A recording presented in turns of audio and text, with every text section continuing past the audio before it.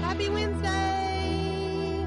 You're listening to Mama Murdered a Podcast. I'm your host, AB.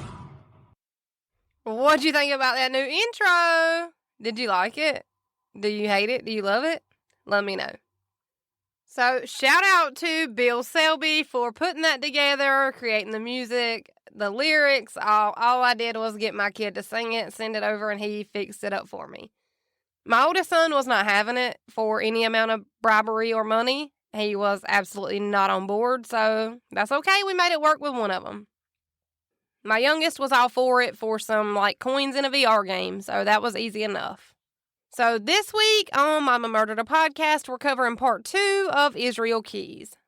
Last week, we went over how Keys had basically broken his number 1 rule and committed an abduction about 4 or 5 miles away from his own house. He'd abducted Samantha Koenig from a tiny drive-through coffee shop and then later murdered her. Keys murdered Samantha, stuffed her body into a deep freezer, went on a 15-day cruise, came home, unpacked, unthawed her body from the freezer, and then proceeded to do her hair and makeup before he decided to sew her eyes open to be able to take a proof of life picture to attach to a ransom note to make it seem as if she were still alive. So with this note and this picture, it was believable enough and convincing enough to get the investigators and Samantha's family to pay the $30,000 ransom amount. This ransom amount was then deposited into Samantha's banking account, and it was deposited into her account because Keys had been stupid enough to go back to Samantha's house where she lived with her dad and her boyfriend after he'd abducted her to steal her debit card out of her boyfriend's truck. Now, with this debit card, law enforcement was able to track Keys using the ATM withdrawals that he was making. Now, the FBI and law enforcement were able to track Keys all the way from Alaska to Texas. Keys was with his daughter in Texas, and they were going to attend his sister's wedding. Now, we went over how law enforcement found the rental cars and put a BOLO out or a be on the lookout out for a white Ford Focus. And when an officer finally spotted that white Ford Focus with the matching license plate numbers and the matching BOLO that was put out, the officer made the traffic stop. The man behind the wheel handed the driver's license over to the officer, and the name on the license read Israel Keys. It was an Alaskan driver's license, which is where Samantha had been abducted from, which is where they had been tracking him from. But this wasn't your routine traffic stop. The FBI were called to the scene because they were pretty certain that this was the man who had abducted Samantha Koenig from Anchorage, Alaska. Now, that's about as in-depth as I'm going to go on what we went over last week because it was a lot of information that we went through last week. So if you haven't already listened to part 1, I would highly suggest that you go back and do so. If not, this episode is not going to make a whole lot of sense to you. So, without further ado, let's get it. So, when this traffic stop was made in Texas and the FBI was called on scene, of course, the FBI agent asked for his driver's license, registration, and proof of insurance, the works. When Keys' name was finally ran through the system, that would be the first time his name was ever connected in relation to any crime whatsoever at all. Before this, the only real suspects that were being looked into were people that Samantha knew. Samantha didn't know Keys from the guy at the gas station. So now he's a prime suspect simply because he got greedy, and this greed would eventually be his downfall. Now, of course, the FBI has Keys on the side of the road, and he's asking him about, when he got to Texas, how did he get here? The regular normal questions that they would want to know when they were looking into you for something this serious. Keyes told the FBI agent that he had flown in to L.A. on March the 7th. So he explains how he'd flown from Anchorage to L.A. on the 7th of March. Keyes tells the FBI agent that he had rented a Ford Focus and that he'd driven from Nevada to Texas. He then tells him that he had made this trip to attend his sister's wedding. So there was a reason for his travel. Agents are kind of asking, like, do you have gas receipts for, any of your travels throughout this last few days? Keyes explains that of course he doesn't because of course he used cash to pay for everything. And Keyes was growing noticeably more aggravated and annoyed with their line of questioning. And when agents asked to search his rental Ford Focus, Keyes absolutely refused. He was not on board with this whatsoever, for obvious reasons. So then agents try a different approach, and they're like, well, can we just look through your wallet, just to verify your identity? No, absolutely not. Keyes was not having that either. Which would make sense because Keyes did have Samantha Koenig's debit card in his wallet, which is how he was spending the $30,000 worth of ransom money that had been deposited into her account. And agents aren't even asking him, really hard questions, and they're noticing that Keyes is getting, irritated, aggravated, frustrated, and he's noticeably, profusely sweating. You can tell he's nervous. And being pulled over by the police is, nerve-wracking in itself, but this was different. They're, officers and FBI agents, they're used to seeing, normal nervousness. This was something else. But at the same time, Keyes looked like every other guy in America. He looked like the dad at the baseball game and the guy at the gas station and your neighbor who's grilling on the back porch. Keyes doesn't have the, devil look in his eyes where you can see straight through him. He looks very normal, not dangerous at all. He looks unsuspecting. And he probably used that to his advantage more times than we'll know about. Now, police could kind of see into Keyes' rental car just by, looking into the windows and, they were trying to be nosy, but without doing an illegal search. And lucky for those officers that they were being nosy because just by glancing inside of the car, officers were able to see a few different things. What they were able to see in one of the seats in the car was a ski mask. And then one of the officers also noticed a pair of white shoes. Those shoes that they noticed inside of that car were the same white shoes that had been seen on the ATM security camera footage of the man who had been withdrawing money from Samantha's account. Officers also spotted 2 separate cell phones, and they also saw what looked like women's clothing inside of Keyes' rental car. And after they looked a little closer, they were able to see a totally separate ID and debit card from the ID that Keyes had already handed over to the officers. Now, looking a little further into this ID and debit card from what they could see from outside, they're just looking through the windows. They see Samantha Koenig's name on this ID and debit card. Aha, got him.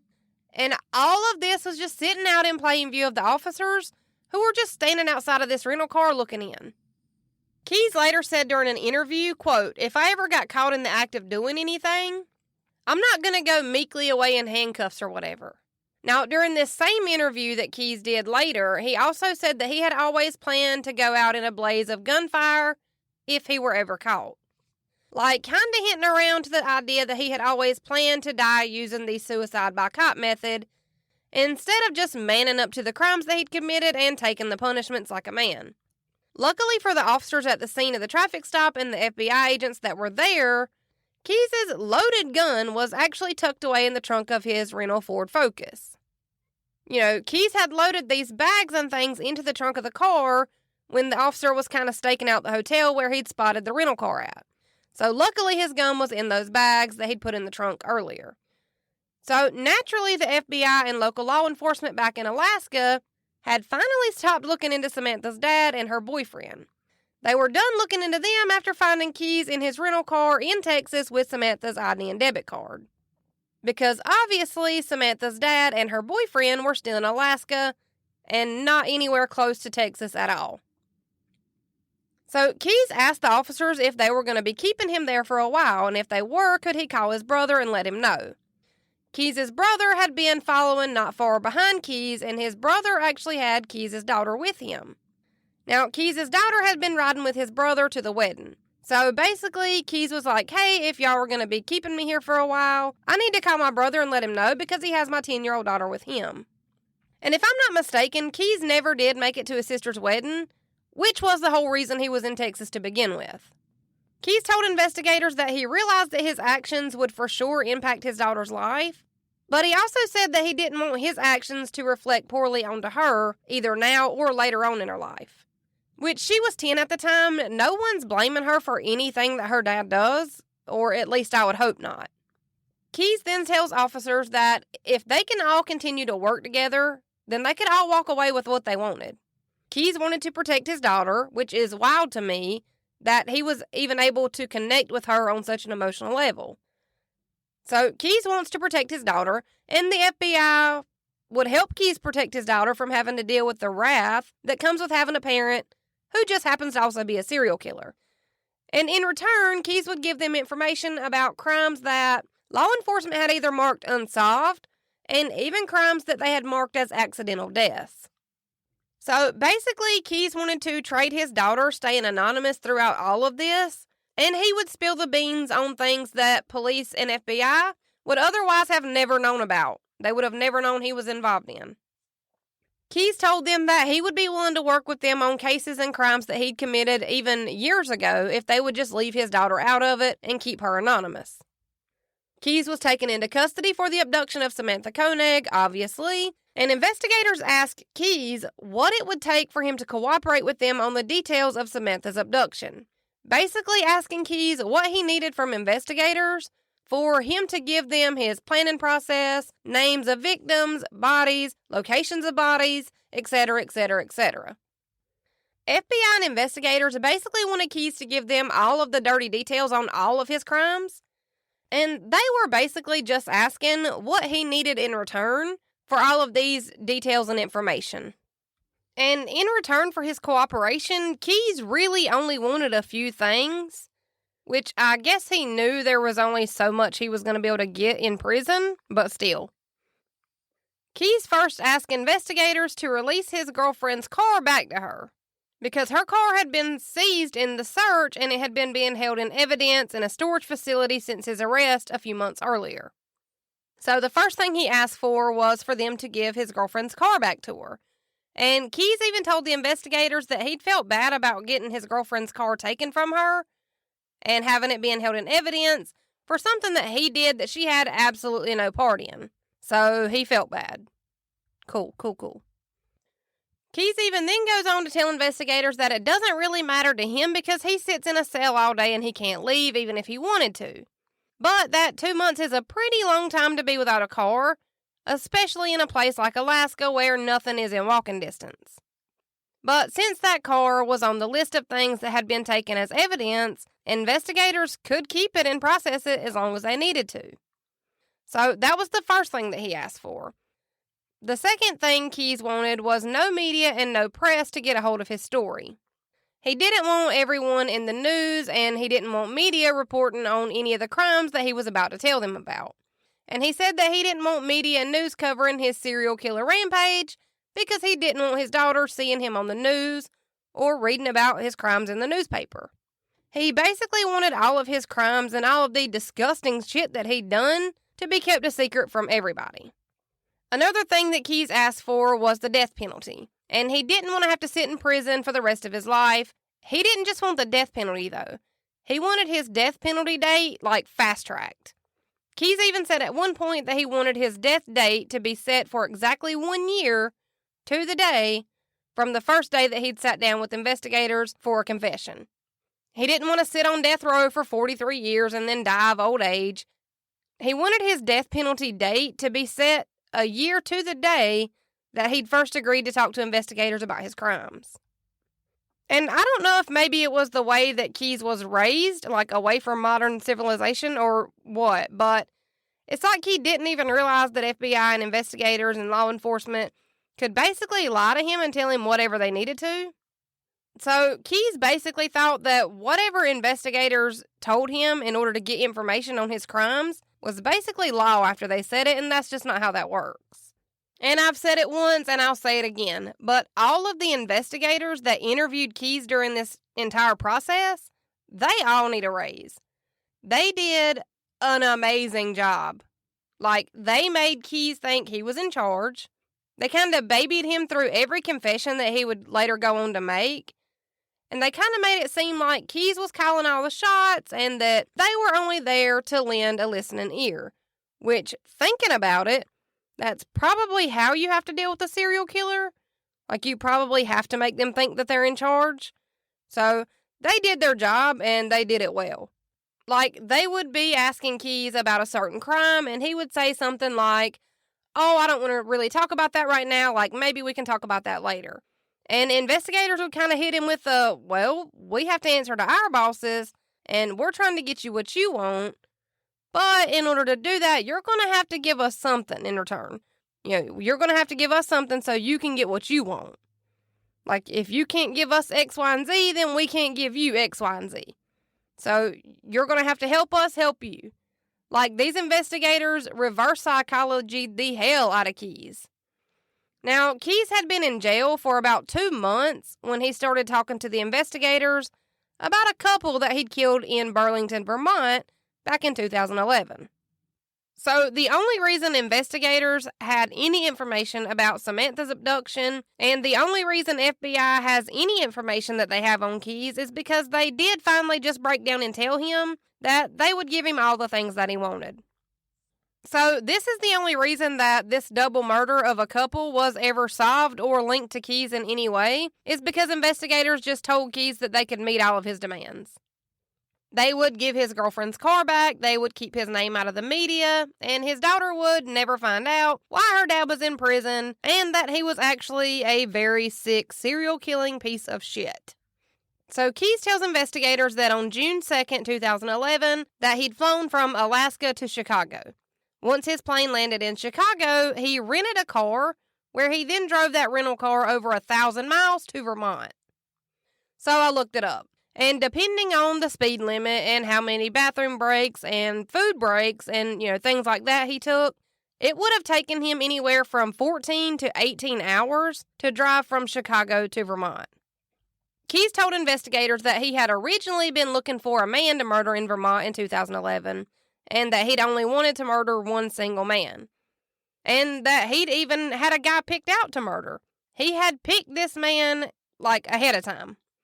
This man drove a newer Volkswagen Bug that was yellow. Now, Keys says that he had followed this man for a while and that there had been a really bad thunderstorm that night where it was like lightning and thundering and raining and, it was just nasty weather. Keys followed this man back to his apartment complex and was standing and hiding in the bushes next to the parking lot. Now, this man that Keys had chosen to murder that night jumped out of his car with a newspaper covering his head, trying to, keep the rain off of him. So this guy hauls ass to get to his apartment complex to get out of the rain.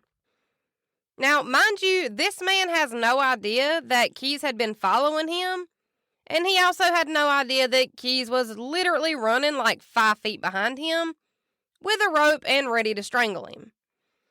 This man had just hopped out of his car and taken off running to try to get out of the rain. But luckily, this man had already made it to the entryway of his apartments where it was too lit up with lights. There were too many lights, there were too many people that could potentially be witnesses. So once this man made it to that area of the apartments where there were too many lights and too many possible people around, Keys stopped running behind him and just turned around and walked off. This man was so close to death and probably to this day still doesn't know that he was ever even that close to Israel Keys. Keys even told the investigators that if this man had been just 5 seconds slower getting out of his car, that he would have been the one that he'd killed that night, not this couple. Keys even later told investigators that this man that had, gotten away was quote-unquote his first pick. But him getting away had kind of ruined Keys' plan, and so he had to come up with something else. And since that plan hadn't worked, Keys was going to move on to plan B. Now, plan B was a very normal couple living in a very normal house, in a very normal neighborhood, living their very normal life. So Keys had already unburied his kill kit, and he would be damned if he did not get to use it. He was on a mission, and his mission was murder. This couple's name was Bill and Lorraine Currier. And this couple would be what Keys referred to as his quote-unquote Burlington victims. Now, Keys said that he had chosen this house completely at random, just like he'd always done, and that he'd chosen this house for a few reasons. One, it was close by his kill kit. The other reason that Keys gave investigators was because this house looked like where a regular elderly couple would live. He'd purposely chosen this house because it looked like this is where an elderly couple would live alone. There were no kids' toys outside, the grass and the lawn were manicured perfectly, there was a nice grill, a nice pool, a nice deck, and this is how he'd come to the assumption that it was probably an elderly couple that lived here alone. Keys said that he waited in the backyard of the Currier's house for about an hour or two before he cut their phone lines to disconnect any alarms and make sure they couldn't make outgoing calls.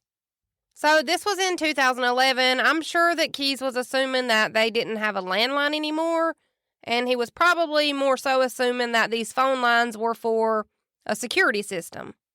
Now, Keys told investigators that there was a neighbor that kept coming outside to smoke a cigarette before he would then go back inside. So, like every 20-30 minutes, this neighbor's coming out to smoke and then going back in. So, Keys was having to wait to make sure that this neighbor was done going in and out for the night before he could enter the house. You know, he was trying to wait to make sure that this smoking neighbor had gone to bed for the night, but he was also waiting to make sure that all the other neighbors were already in bed too. All while he's just chilling in the backyard, waiting for the perfect time to just kill these sweet elderly people. Keys had also waited outside the Currier's house to make sure that there was no silent alarm going off from where he had cut the phone lines earlier. So he's just scoping this entire neighborhood out, making sure that he didn't set off a silent alarm, making sure there's no neighborhood watch, and he'd stayed in their backyard for a few hours before he ever entered their house. And I'm just picturing, like, this sweet elderly couple getting dressed for bed. She's probably reading a book. He's probably watching some sports game. And they're probably taking their stool softeners. Like, this is probably a very normal night for them. Keys also told investigators that he had buried this specific kill kit that he was using in Vermont 2 years before he'd ever actually made this trip for this murder. So he'd buried this kit, left it there for 2 whole last years before going back, digging it up, finding the perfect guy to kill, perfect guy getting away, and then him having to go to plan B. This is insane. The amount of time and effort that he put into this. Like, imagine what he could have done if he would have used his brain for good instead of evil. Like, imagine. But we'll never know. Keys said that he didn't really have a problem gaining access to the Currier home. He'd busted the glass door that leads into the kitchen, and that was how he'd gained entry. And if my memory serves me right, this is one of those doors where it's got, like, little, like, glass windows, and then you just bust one out and reach in. You can reach the doorknob from there. The kind of door that when you see it in a movie, you're like, why do you have that door? You know, that seems like super easily accessible from the outside. So Keys had actually busted this window out using a crowbar that he'd found in the Currier's garage. So Keys was able to bust the window, reach his arm through, unlock the door, and go straight inside. And when I say Keys was prepared, I mean he went into this house wearing a headlamp.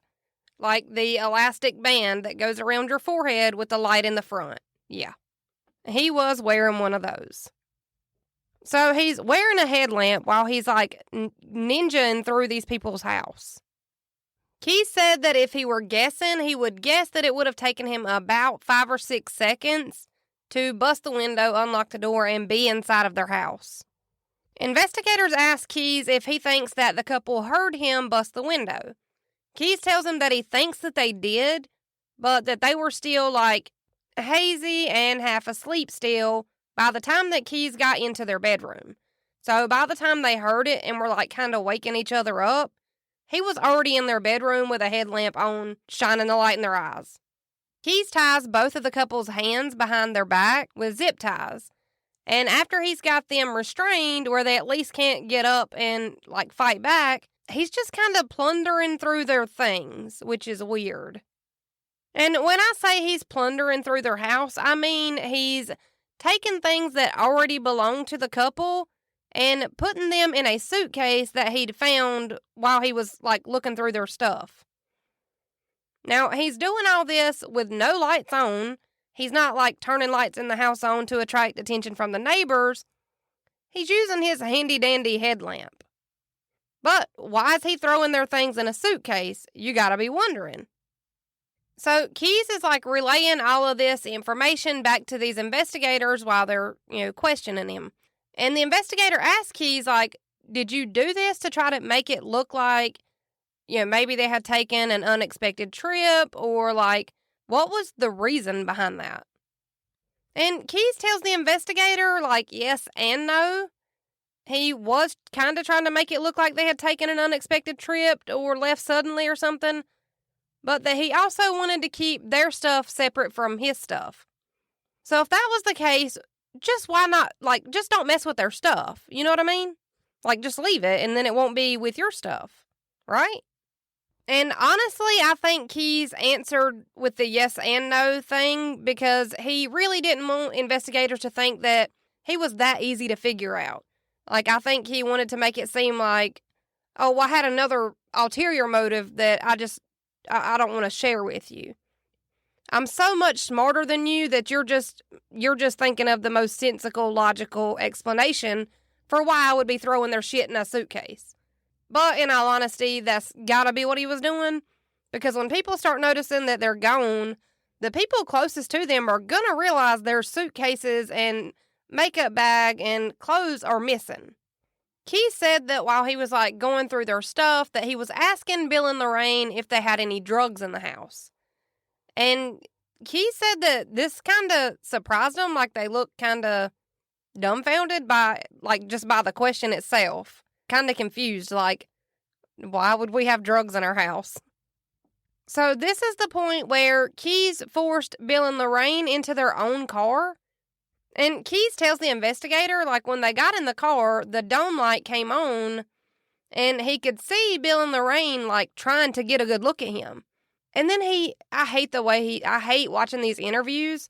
The way he thinks he's hilarious is kind of sickening. So he's yeah, I could see him trying to get a good look at me once the dome light came on, but no worries, I still had my ski mask on. Ha ha ha ha. He thinks he's hilarious. He laughs at himself like he's watching a Kevin Hart stand-up comedy. It's ridiculous. So Keys forces the couple into their own car, and he's driving them around, and he pulls up at an old abandoned farmhouse. Now, he tells Bill and Lorraine that this farmhouse is a drop house. And he tells them that, there'll be other people in this drop house to sit with them. So at this point, Bill and Lorraine are probably convinced, or at least according to Keys, that he's got the wrong people. First, he's asking about drugs, and now he's taking them to a drop house. And Bill and Lorraine are whoa, whoa, whoa, we're not the cartel. I think you got the wrong people. So they get to this old farmhouse, and it's not on a super secluded back road, but there's also not neighbors everywhere. It's not super off the beaten path, but easily accessible. So, mind you, all of this is coming from Keys while he's confessing to investigators.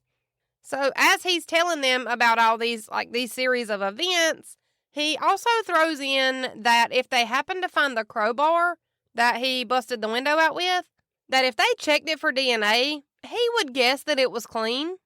He just throws in these sly remarks about how good he thinks he is throughout this entire thing. Now, he also tells investigators that he told Bill and Lorraine that he was taking them to this house that was a drop house because that was the best thing he could come up with at the time to make it sound believable. So, Keys had Lorraine in the front passenger seat and Bill in the back seat. Keys took Bill into this old abandoned farmhouse first, and he walked him down into the basement. Now, Bill's wife, Lorraine, was still in the car, waiting on Keys to come back out. Keys had left Lorraine in the car by herself while he's walking her husband into the basement of this old abandoned house. Once Keys had Bill in the basement, he tied him up to a stool. Now, when he goes back out to get Lorraine, he looks in the car and she's gone. Keys says when he looked up, he saw Lorraine running, and she had already gotten out of the car and ran so far that she was almost back to the main road. Lorraine had managed to break the zip ties off of her wrist and her ankles, escape from the car, and ran almost all the way to the road. So, of course, Keys takes off running after Lorraine. He's eventually able to catch up with her. He tackles her, drags her back to the abandoned house, and ties her wrists and ankles back together again. Meanwhile, all of this is happening while Bill is still tied to a stool in the basement by himself. Keys later said that he thought that the batch of zip ties that he had bought for this murder were faulty. And he thought this because Lorraine kept managing to break out of the zip ties. Keys says that he thinks that this batch was faulty because he himself had never been able to break the zip ties off of himself. So, for him to be this, super tough, scary serial killer, he's really not as strong and scary as he likes to make himself feel. I feel like I could break zip ties if I had to, but he couldn't. And he couldn't figure out how Lorraine kept getting out of hers. So they must have been faulty, because surely no peasant woman would be stronger than he. But back to Keys' retelling of how this story went. He says that now that he has Lorraine back in the house, he can hear Bill yelling his wife's name from the basement. And Keys said that he had already gone to this abandoned house the day before and set everything up for this murder. So everything is exactly where he needed it to be because he'd already went and prepped this house the day before. Keys later said that he was getting super annoyed with Lorraine's will to live. That was the way he worded that. He was super annoyed by her will to live. So Keys had pre-tied some rope that he used to wrap around Lorraine's neck. And Keys said that he told her, "You're either going to stop fighting me or I'm just going to choke you until you pass out or die, whichever comes first." And for whatever reason, Keys says that this is when Lorraine stopped fighting back. And I would be assuming that she was probably thinking if she stopped fighting, he would do whatever he was going to do to them and then just let them go. Of course, that's not the case, but that's probably what she was thinking. Let him do what he needs to do, and then we'll be okay. So again, this is kind of what made her stop putting up such a fight. Keys had taken her ankles and tied them to opposite sides of the room. So he's got her laying spread eagle and tied to this bed. Keys says that after he finished tying Lorraine up spread eagle like that he heard a racket from downstairs. And again, downstairs is where Bill is. So Keys stops what he's doing and he goes downstairs where he sees that the stool that he had Bill tied to was broken. Keys asks Bill, what are you doing? What are you trying to escape? What are you trying to do? And Bill essentially just tells him, I know you may think you're in too deep, but we haven't seen your face. You can just leave us here. Just leave us here. We will figure out a way home. Just leave. Keys told investigators that after Bill told him this, that he kind of laughed out loud, for Bill to hear. And he said that he didn't say this part out loud, but what he was thinking was, you don't know how much time I put into these murders. You don't know how much planning and prep I put into each kill. Again, Keys says that he didn't say this out loud. He just thought it to himself. And the way Keys says it is he thinks he's hilarious and it pisses me off. He's yeah, Bill told me oh, I know you think you're in pretty deep, but you can just leave us here. And I just kind of laughed and I'm thinking to myself, you don't know how much time and effort I put into these murders. He thinks he's hilarious. And he's not funny at all. Oh my God, this is stressing me out. And this is what I mean when I say these investigators need a raise, because the entire time that Keys is telling them this and laughing, cracking jokes and just replaying this series of a vicious murder of an elderly couple, the investigators don't even flinch. they kind of have to chuckle along with him. And, I don't know how they managed to keep their cool, but they did it, and they did it a pretty good job at it, considering the fact. So Keys goes on, and he tells investigators that Bill just was not cooperating in the basement. He wasn't gonna just go without a fight. So this is when Keys decided that it was just gonna be easier if Bill was dead. So he was gonna go ahead and get that part out of the way, and then he could do and have his way with Lorraine without having to worry about Bill trying to escape and save his wife like a good husband does. So Keys says this is when he picked up a shovel that was already in the basement, and he used the shovel's head, like the metal part, to hit Bill in the head. Now, he says he hit Bill hard enough that he even had time to go back upstairs and check on Lorraine. And while he was upstairs checking on Lorraine, he went ahead and grabbed his .22 caliber pistol out of his bag. Keys then goes on to tell investigators that he also had a .40 caliber pistol in his pocket while he was hitting Bill with the shovel, but he was kind of worried about using this gun because it was a bigger gun than the .22 caliber, and people would probably hear that one being shot. And Keys was worried about somebody hearing the gunshots because he told investigators that he had actually seen a sheriff's car parked across the street in a driveway at a house directly across the street from this abandoned house that he had Bill and Lorraine in. So there was a literal sheriff's car parked across the street. If Lorraine could have made it just a little bit further, they may have actually stood a chance at making it.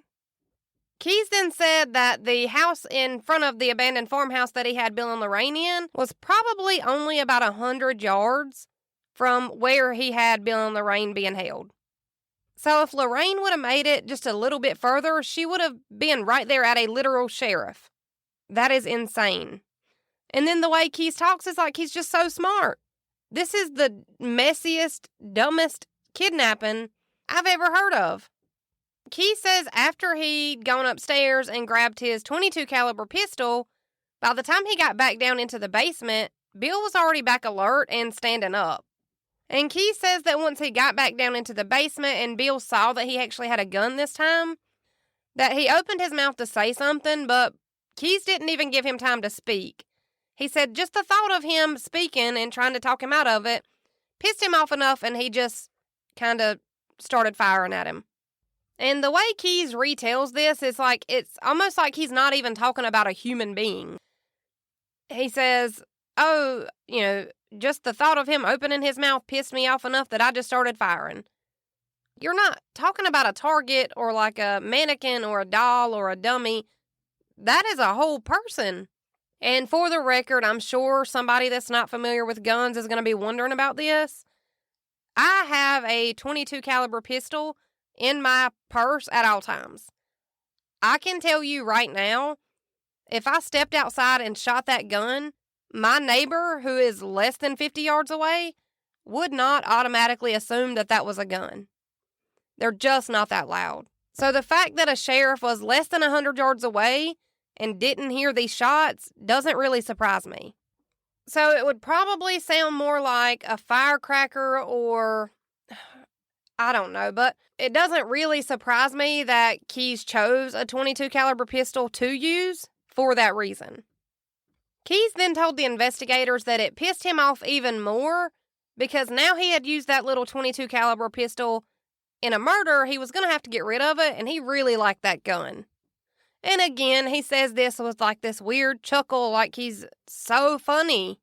Keys said that he stood over Bill for a few minutes just to make sure that he was actually dead before he went back upstairs to where he still had Lorraine spread eagle and strapped to a bed.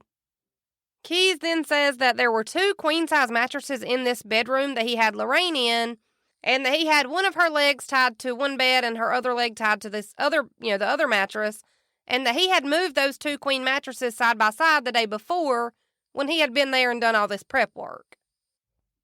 Keys said that earlier when he had brought Lorraine into the house, he had also brought his rape kit in with him. Now, these rape kits had nylon rope, latex gloves, duct tape, etc.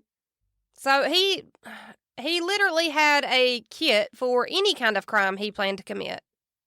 Keys said that he used all of these things in his rape kit, and he sexually assaulted Lorraine multiple times before he finally grew tired. Once he got tired and done with her, basically, he walked her down into the basement where her husband was now dead. Keyes tells the investigators that by the time that he got Lorraine into the basement, that she was completely zoned out. She was probably physically, mentally, emotionally exhausted. Keyes said that she just did not have any fight left in her at this point. He had basically broken her soul. She had already gone through a break-in, a kidnapping, a sexual assault, and now she's being walked into a basement and seeing her deceased husband. I could imagine that would drain a woman. Keyes then walked Lorraine into the basement a little further, where he grabbed a piece of rope and strangled Lorraine Currier to death. Keyes tells investigators that he put both Lorraine and Bill's bodies into trash bags and then left them in the basement of that old abandoned farmhouse.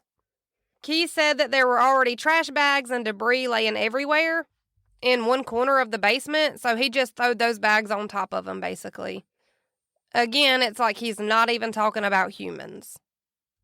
He'd basically just left their bodies there and hoped that nobody found them. Keyes said that he then got back into the courier's car and drove it to a gas station where he left it there with the suitcase full of clothes and stuff that he'd taken from their house. Bill and Lorraine's body were never found because that house was demolished later on. They were reported missing, but their bodies were never found, and there was never really anything for police to go on. Keyes lived in Alaska. Why would he be in Vermont when his plane landed in Chicago, and he had no ties to Bill and Lorraine? That would be hard to put together for any investigative team. Keyes then tells the investigators that he checked out of his hotel room the same morning that he disposed of their bodies in the basement. Now, he's also telling investigators, what's going through his mind at the time.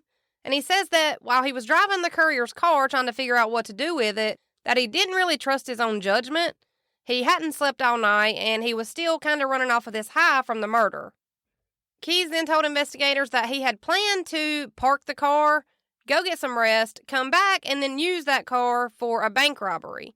After that, he had planned to park the car in an empty field, set it on fire, but this field also was a spot where he had lots of guns buried, and that these guns were from previous crimes that he'd committed in Vermont.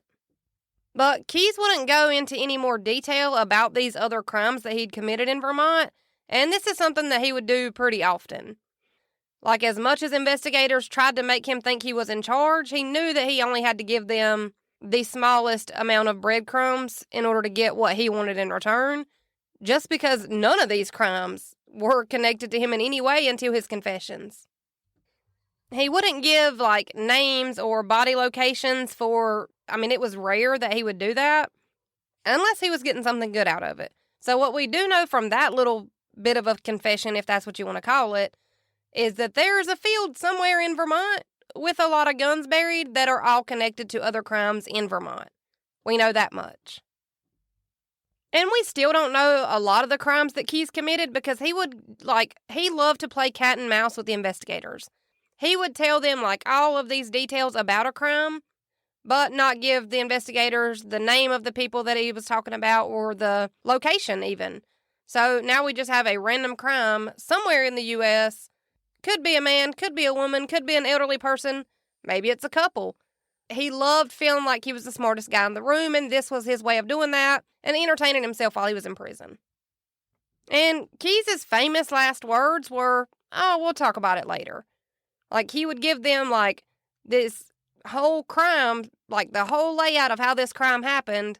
They would say, "Oh, well, what was the guy's name?" He would be like, "Oh, I don't want to talk about it. Maybe we'll talk about it later. We'll work those details out later." And it is blatantly obvious that he enjoys the fact that he knows things that the investigators don't know. And you can see that if you watch even 20 minutes of an interview with him. He relishes in the fact that he has information that they want and he doesn't have to give it to them. And before he would even begin to speak with investigators, he would always ask for an Americana coffee and a Snickers bar. And if you remember, he had Samantha Koenig make him an Americana before he ninja dived through the window of the coffee shop. Keyes did admit to investigators that he would sometimes go back to the scene of the crime, Sometimes he would go back right away, right after he'd committed the crime, and other times he would wait years to go back and visit the scene of the crime. Keyes said that he'd done some fishing up near Tupper Lake somewhere, and he'd reburied his Vermont kill kits there. And investigators did end up finding one of those kill kits, and that's only one of the 2 that's ever been found. Keyes told investigators that he noticed that the courier's murder had gotten a lot of media attention, and he didn't realize it before, but he actually enjoyed that. And he was even trying to figure out ways to make his murders be more publicly talked about without being linked back to him. So for somebody that didn't want media attention, he was kind of digging the media attention. He just didn't want it focused on him. Keyes did say that he would check on his murder victims' news coverage, but a lot of the times it would be covered for a day or 2 and then fall off. But he did keep up with that.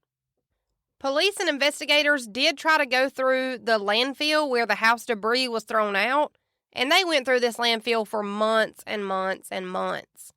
And there were only very, very, very small pieces of remains that were found. And it was only a few, like a rib bone and I don't remember what else, but it wasn't much that was found. Those remains were able to be linked back to the couriers, though, so they could kind of confirm that that is what happened.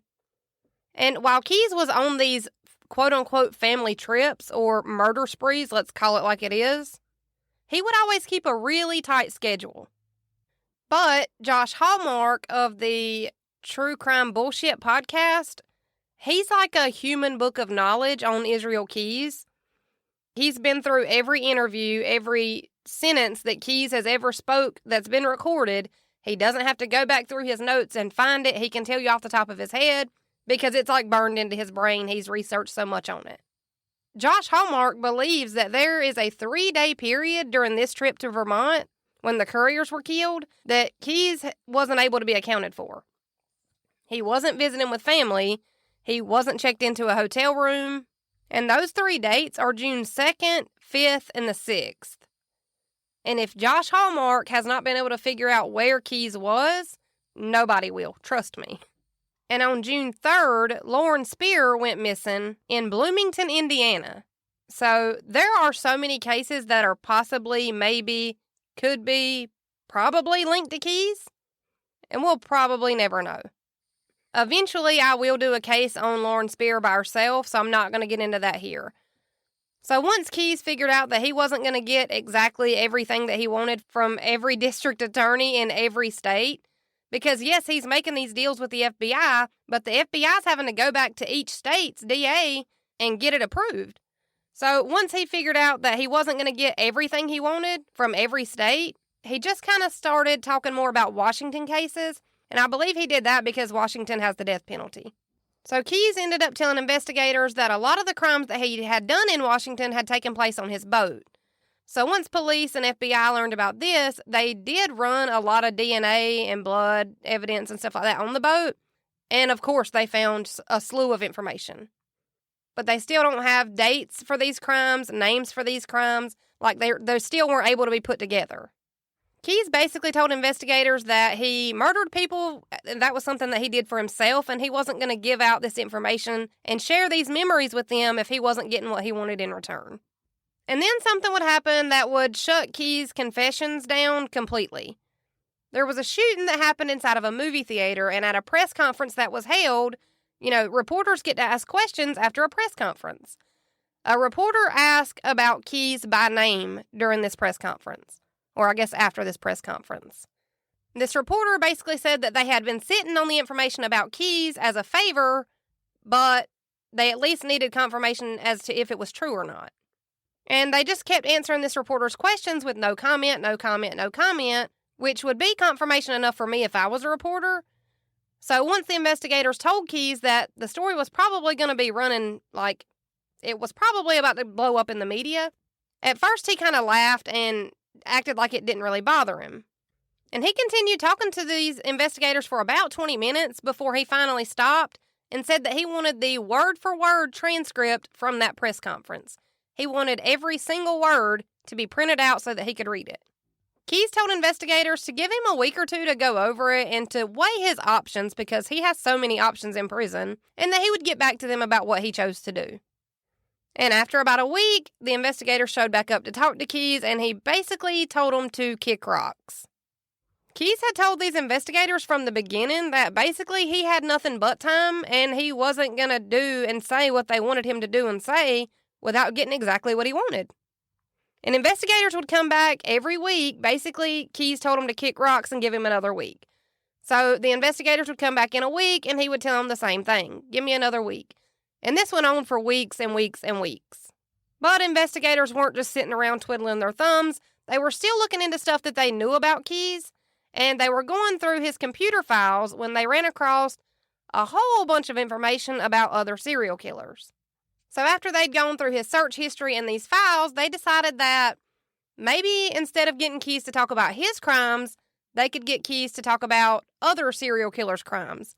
And maybe this would be a way for them to, he would slip information to them without actually realizing he was giving them information. So it's smart.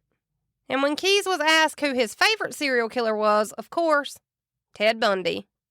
Keys said that he was most intrigued with serial killers who were able to lead two separate lives, just like he had done all these years. When Keys was asked for a head count of his victims, he would always say something like, more than 10 but less than 12. Keys would also do these weird things, like when he would be telling investigators a retelling of a story that had happened or a murder he'd committed. He would say oh, I had this person tied up. And investigators would be like, okay, so you had her tied up. Well, I didn't say it was a girl. Okay, so you had him tied up. Well, I didn't say it was a man. I just said it was a person. So that made it even harder to pinpoint genders, locations, names. It just made it harder for investigators. But he loved playing these types of games. These were his favorite types of games. All of the communications between investigators and Keys would be put to a stop on December 2nd, 2012. Keys committed suicide in an Alaskan jail cell, and he did this with 2 razor blades that he had melted into the end of a pencil to be able to cut his own wrist. He also used bedding to strangle himself after he'd slit his own wrist, and guards had locked all the cell doors for lights out at 9:30 on December 1st. Keys' body was then found in his cell the next morning on December 2nd at 5:57 a.m. It had been listed on his file not to give Keys razor blades or sharp objects, and I don't know if someone gave it to him by mistake or if he somehow managed to get one from someone else, but somehow he managed to get a hold of a razor blade. There were also really weird, blood-soaked, balled-up pieces of paper that were found in Keys' cell after his suicide.